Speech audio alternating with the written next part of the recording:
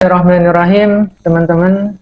Kita di sini akan membahas satu keterangan yang cukup menarik yang dipaparkan oleh ulama-ulama Al-Azhar yang tergabung dalam situs darulifta.org. Pembahasannya cukup unik ya, karena membahas tentang hukum jenggot. Dan hukumnya cukup berbeda dengan pendapat ulama-ulama pada umumnya. Jadi di sini ada satu judul, hukmu halqil lihyah wa i'fa'iha wa adillatu dzalik. Mengenai hukum mencukur jenggot itu bagaimana? Di sini ulama Al-Azhar menyatakan bahwasanya wa hadza huwa qaulu Syafi'iyyah fi mu'tamadi madzhabihim. Pendapat yang mu'tamad dari mazhab Syafi'i, wa wafaqahum jam'un kabirun minal ulama wal muhaqqiqin, dan disetujui oleh banyak ulama dan ahli tahqiq. Haitsu qalu bi anna lihyah min sunanil adat. Mereka mengatakan bahwasanya jenggot adalah min sunanil adat, adalah style, adalah sesuai dengan adat, kondisional lah, menyesuaikan lingkungan. Walaysat minal umuri ta'abbudiyah, dan bukan perkara ta'abbudi atau ibadah. Jadi jenggot itu ya style gitu aja, bukan ibadah. Karena waktu itu orang-orang musyrikin itu nggak pakai jenggot, maka ya pakailah jenggot gitu. Wa annal amral warid fiha amrun nadbin wa irsyadin, dan perintah mengenai memanjangkan jenggot adalah sunnah atau hanya petunjuk.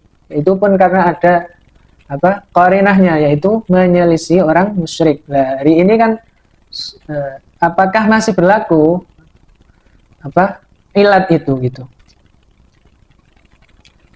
Nah, pendapat ini juga dikatakan oleh Syekh Mahmud Asy-Syaltut dalam kitabnya Al-Fatawi, wal haqq wa anna amral libas wal hay'at asy-syakhsiyah wa minhal kulliyah minal adat. Sesungguhnya perkara memakai baju atau style dalam berbusana atau fisik, menjaga fisik kita, merawat fisik kita adalah perkara yang minal adat, termasuk mencukur jenggot.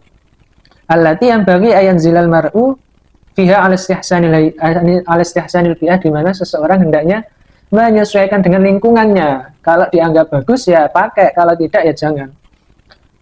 Faman darajat bi'atu al-istihsani syai'in minha kana alaihi ayyasayyara bi'atu, kalau bagus saya pakai adat ini. Jenggot ini kalau dianggap bagus oleh kondisi setempat atau lingkungan setempat ya pakai. Wa kana khurujuhu amma alifan nas fi syudud dan anil fi'ah. Kalau nggak sesuai dengan budaya setempat ya jangan dipakai. Misal ini dalam suatu kondisi atau suatu tempat jenggot ini dianggap sebagai identitas teroris, ya maka jangan dipakai. Nggak hanya Syekh Muhammad Syaltut aja, ternyata ada ulama lain yang mengatakan, yaitu Abu Zahra dalam kitabnya Ushulul Fiqh, haitsu ikhtara anna itlaqal lihya min umuril adat wa laysa min qubailis syar'iyyat. Dia menegaskan bahwasanya jenggot adalah perkara adat, kondisional, menyesuaikan lingkungan. Walaysa min qubaili syar'iyyah, bukan perintah syar'i, bukan.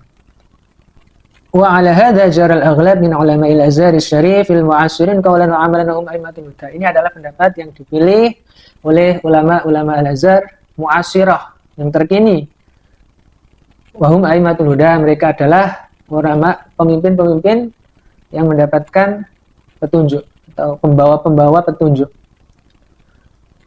Ringkasnya, keterangannya, kata Darul Ifta ini, wa bina'an ala ma sabaq fal lihya minal furu'il fiqhiyah allati waqa'a fil khilaf bainal fuqaha. Lagi-lagi jenggot ini masalah furu'iyah, ada yang bilang wajib, ada yang bilang sunnah. Tapi ulama Al-Azhar di sini cenderung ya mubah, artinya menyesuaikan adat. Kalau bagus ya digunakan. Jenggot ini kalau bagus menurut adat ya pakai, kalau enggak ya tidak.